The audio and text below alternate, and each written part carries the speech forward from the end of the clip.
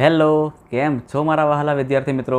મારું નામ છે જયેશ રાઠવા અને તમે જોઈ રહ્યા છો નચિકેત સ્ટડી. મિત્રો, આપણે આ અગાઉના વિડીયોની અંદર સ્વાધ્યાય 1.1, 1.2, 1.3 અને 1.4 પૂરા કરાવેલા છે, એ પણ કોન્સેપ્ટ સાથે. જો તમે એ બધા વિડીયો ન જોયા હોય ને તો ખાસ જોઈ લેજો. હવે આપણે આ વિડીયોની અંદર સ્વાધ્યાય 1.5ની શરૂઆત કરવાની છે અને એની શરૂઆત કરતાં પહેલાં આપણે એમાં કયા કયા કોન્સેપ્ટ આવે છે, એટલે એ જે સ્વાધ્યાય 1.5 છે એના દાખલા શાના પર આધારિત છે, તો એના પહેલાં સૌથી પહેલાં આપણે એની થિયરી સમજી લઈએ કે થિયરીમાં કઈ કઈ વસ્તુ આપણે શીખવાની છે. મિત્રો, એકચ્યુઅલમાં આ જે થિયરી કરીને એ તમે ધોરણ 8માં કદાચ શીખી ગયા હશો, બરાબર? ઘાત અને ઘાતાંક એ ચેપ્ટરની અંદર. તો મિત્રો, તમારે એ ઘાત અને ઘાતાંક ચેપ્ટર 7મા ધોરણમાં પણ આવે છે અને 8મા ધોરણમાં પણ આવે છે, એટલે આ નિયમ તમને કદાચ ખબર પણ હશે જ, તો પણ આપણે એકવાર ફરીથી રિવાઇઝ કરવાનું છે. ચાલો શરૂઆત કરી દઈએ. આપણે સૌથી પહેલો ટૉપિક કયો છે આપણો? તો કે વાસ્તવિક સંખ્યા માટે ઘાતાંકના નિયમો. કે વાસ્તવિક સંખ્યા હોય તો ઘાતાંકના નિયમો કયા કયા આવે? મિત્રો, પૂર્ણાંક સંખ્યા, પ્રાકૃતિક સંખ્યા, પછી સમય સંખ્યા, એ બધા સંખ્યા માટે જે નિયમો લાગે છે એ જ નિયમ વાસ્તવિક માટે પણ લાગશે, કારણ કે બધી જ સંખ્યાઓને છેલ્લે શું કહેવાય છે? વાસ્તવિક તો કહેવાય જ છે ને. એટલે એટલા માટે પણ તમને બધા નિયમો ખબર હશે, છતાં પણ આપણે કરાવી લઈએ છીએ, બરાબર છે? ચલો, સૌથી પહેલો નિયમ તમને ખબર છે તેવી રીતે, બરાબર, તમને યાદ આવી પણ જશે કે હા સર, તમે સાચું કહી રહ્યા છો, અમને તો ખબર જ હતી આ નિયમો. તો પહેલો નિયમ આપણો એવો છે કે જ્યારે સમજો કે આપણી સંખ્યા 1 છે એ, એની ઉપર m ઘાત છે, બરાબર, અને બીજી સંખ્યા છે આપણી a અને એની ઉપર n ઘાત છે. એનો મતલબ કે આ જે a અને a છે ને એને શું કહેવાય? આધાર કહેવામાં આવે, અને m અને n છે એને શું કહેવામાં આવે? એને ઘાતાંક કહેવામાં આવે. તો જ્યારે પણ બે સંખ્યા સરખી હોય, એટલે કે આધાર સરખા હોય પરંતુ ઘાતાંકો અલગ અલગ હોય અને એના વચ્ચે જો ગુણાકાર હોય તો શું કરવાનું? તો ઘાતાંકોનો સરવાળો કરવાનો. એનો મતલબ કે આમાં આન્સર શું આવે? તો આપણે આમાં આન્સર લખી શકીએ આવી રીતે કે એની ઉપર m અને nનો સરવાળો થાય. આ આપણો પહેલો નિયમ છે, બરાબર છે? ચાલો, બીજો નિયમ 2 નંબર કરીને લખીએ આપણે. હવે જો બે સંખ્યા હોય, એટલે કે એની પણ m ઘાત ભાગ્યા એની n ઘાત, એટલે બે આધાર સરખા હોય પણ ઘાતાંકોમાં ભાગાકાર હોય, એટલે કે આવી રીતના હોય, બરાબર, તો શું કરવાનું? તો માઇનસ કરવાનું.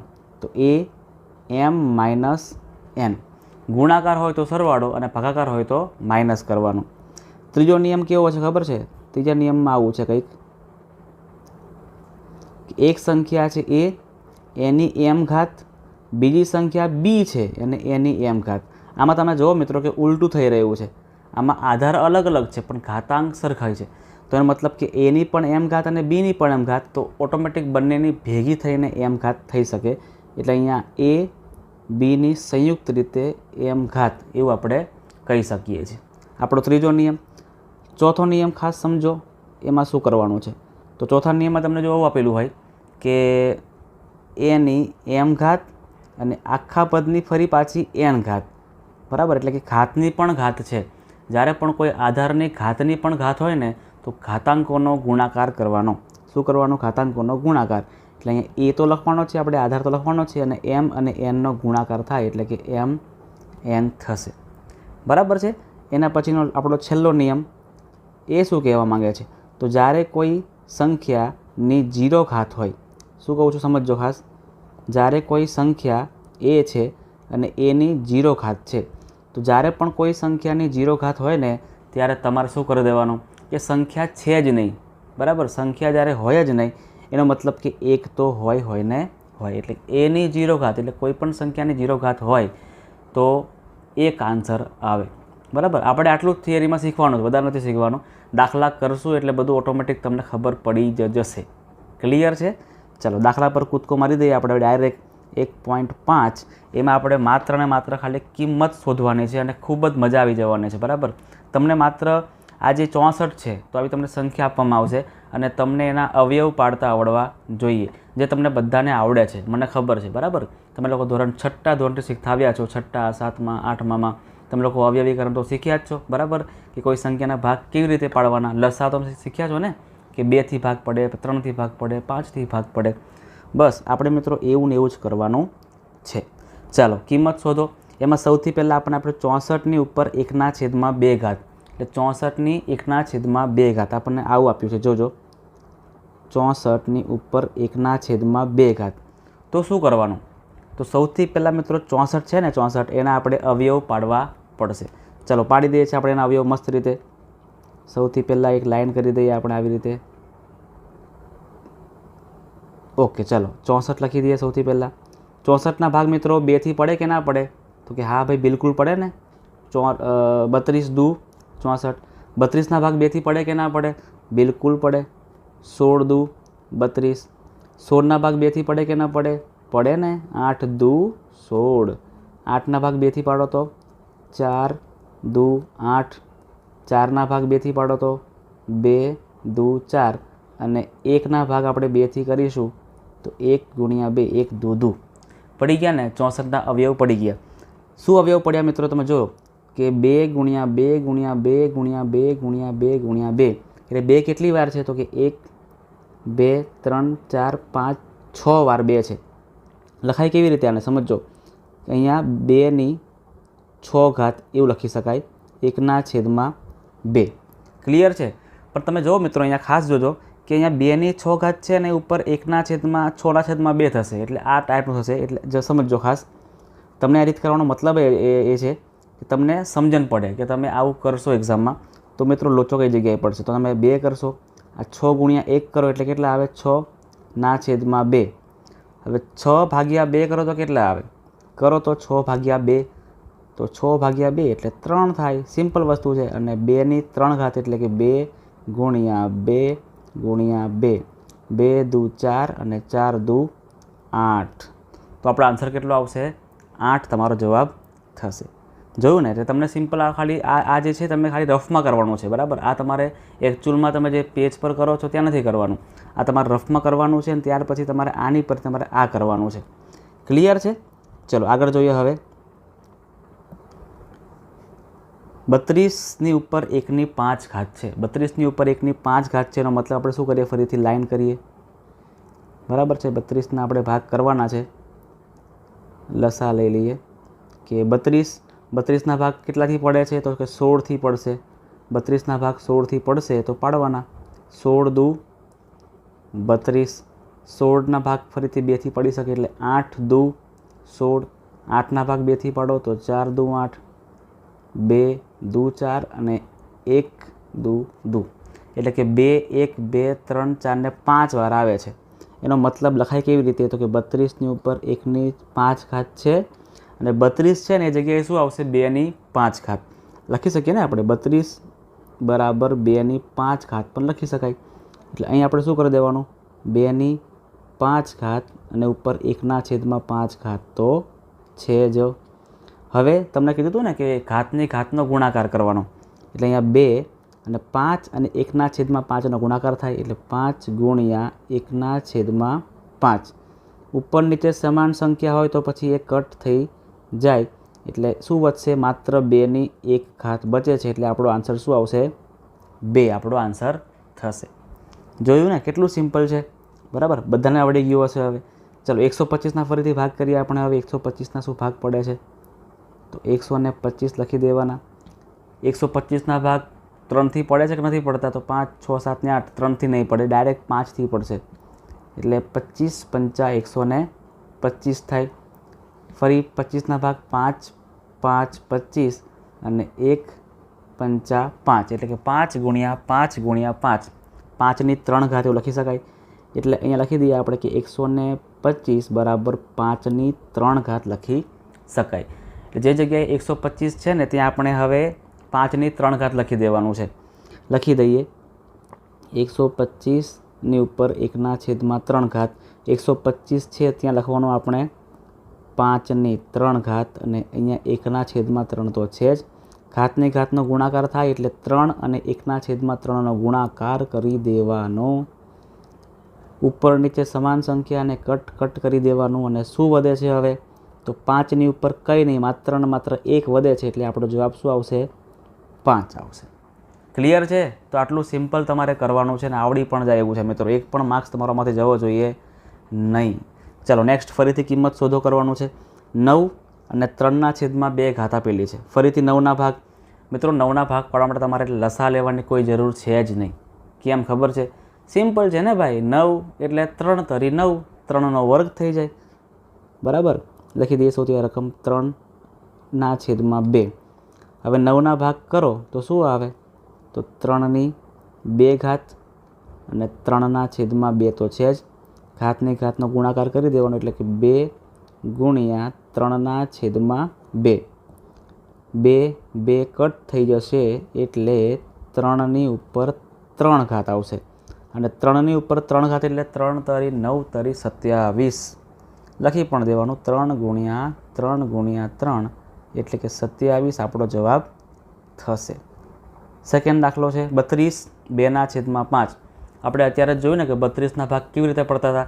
તો 2 2 દુ 4 4 દુ 8 8 દુ 16 અને 16 દુ 32. કુલ 1 2 3 4 ને 5.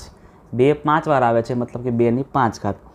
લખી દેવાનું કે 32 2/5 એનો મતલબ એવો થાય કે 32 બરાબર આપણે 2/5 ઘાત એવું લખી શકીએ છીએ, આરામથી લખી શકીએ છીએ. એટલે અહીંયા 2/5 ઘાત ઉપર અહીંયા 2/5 ઘાત તો છે જ. હવે ઘાતની ઘાતનો ફરી ગુણાકાર કરી દેવાનો એટલે 5 અને 2 પંચમાંશ. 5 5 કેન્સલ થઈ જાય એટલે હવે શું વધશે? તો 2ની ઉપર 2 ઘાત અને 2ની ઉપર 2 ઘાત કરો એટલે કેટલા આવે? 2 ગુણ્યા 2 એટલે 4 થાય. એટલે તમારો આન્સર શું આવશે મિત્રો? 4 થશે. નેક્સ્ટ આપણું આ સ્વાધ્યાય મિત્રો લાગે છે ખૂબ ઝડપથી પૂરું થઈ જવાનું છે, બરાબર? કારણ કે પાછળના વિડીયો આપણે તમે જોયા હશે કે કેટલી બધી વાર લાગતી હતી અને તમારું સ્વાધ્યાય 1.5 તરત જ પૂરું થઈ જવાયું. હવે પતી પણ જવાયું છે. ચલો 16ના ભાગ આપણે કરવાના છે. તો 16ના ભાગ મિત્રો બે રીતે પડી શકે. 2 દુ 4 દુ 8 દુ 16.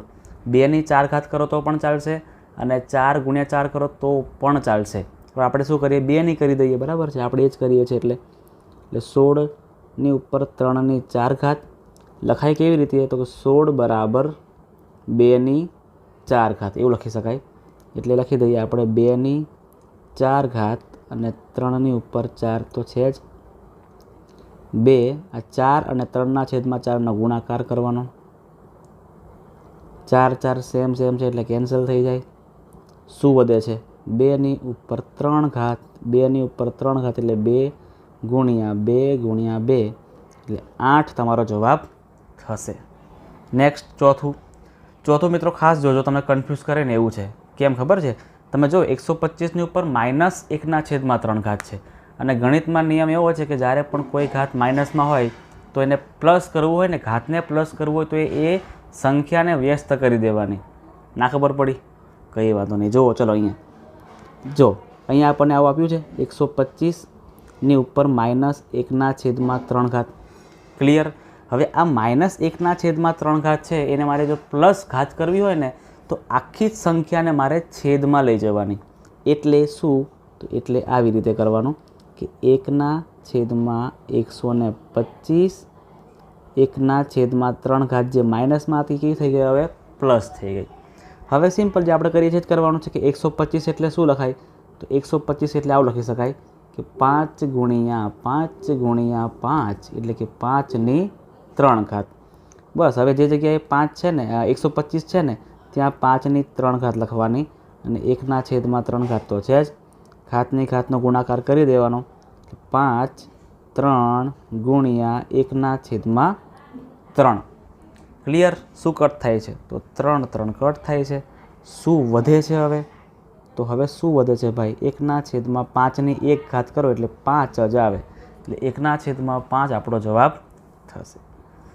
હવે ત્રીજું, દાખલા નંબર 3, સાદું રૂપ આપો. બરાબર? સિમ્પ્લિફિકેશન કહેવામાં આવે ને ઇંગ્લિશની અંદર, અને જે ખરેખર મને બહુ ગમે છે. બરાબર છે? સાદું રૂપ આપવાનું એટલે મિત્રો મજા આવી જાય કે આપણે ગમે તેમ કરીને નાની એમથી કિંમત લઈ આવવાની.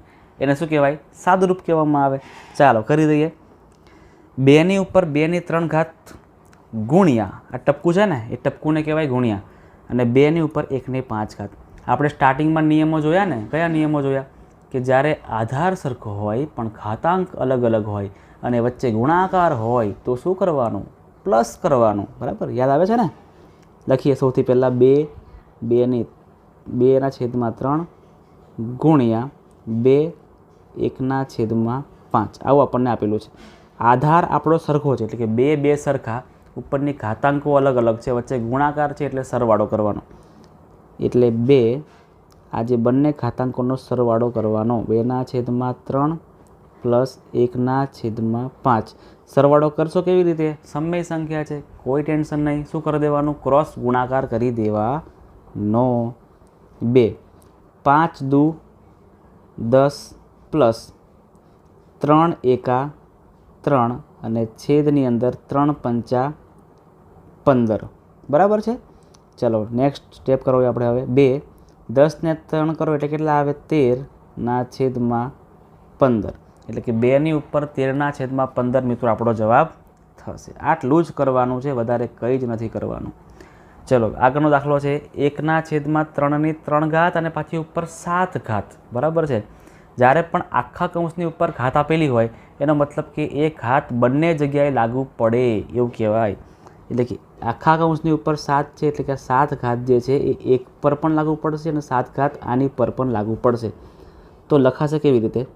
તો 1ની ઉપર 7 ઘાત ભાગ્યા 3ની 3 ઘાત એની પાછી 7 ઘાત. ક્લિયર છે?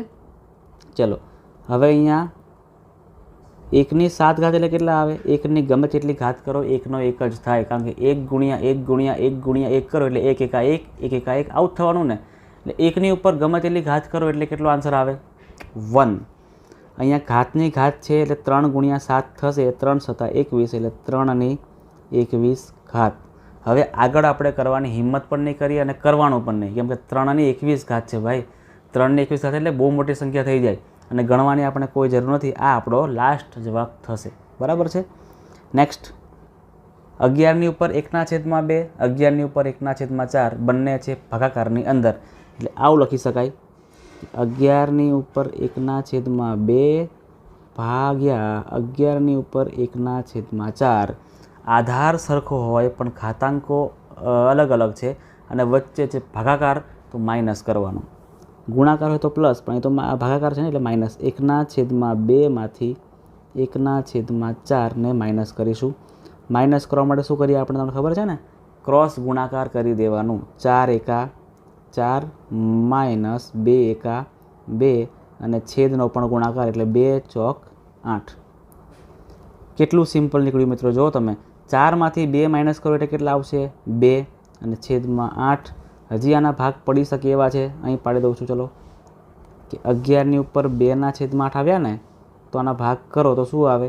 તો 11 2 એકા 2 2 ચોક 8 2 2 ઉડી જાય એટલે 1/4. 11ની ઉપર 1/4 આપણો આન્સર થશે.